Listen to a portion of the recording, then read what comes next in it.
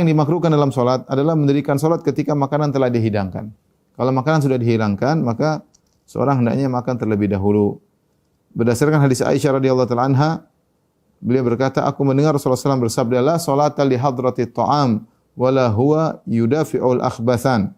Tidak ada salat ketika makanan sudah hadir. Dan tidak ada salat sementara dia menahan buang air besar atau buang air kecil. Ya. Ini adalah hukumnya makruh.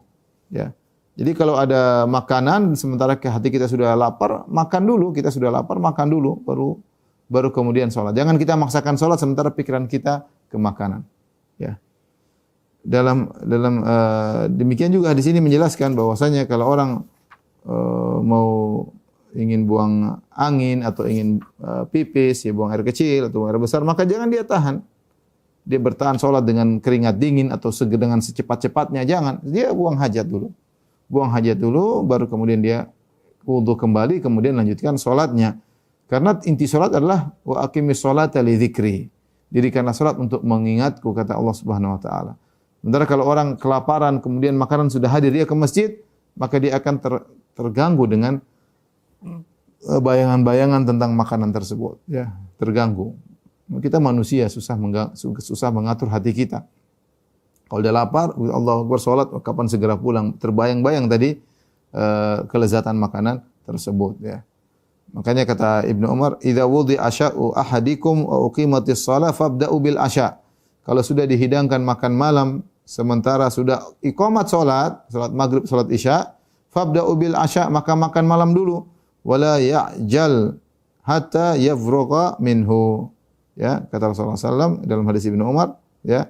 Rasulullah SAW bersabda, "Idza wudi'a asya'u ahadikum," jika makanan sudah diletakkan makan malam, ya, dan sudah iqamat salat, fabda'u bil asya', maka mulai makan malam terlebih dahulu. Wala ya'jal hatta yafrugha minhu, dan jangan terburu-buru sampai dia selesai makan baru dia kemudian salat.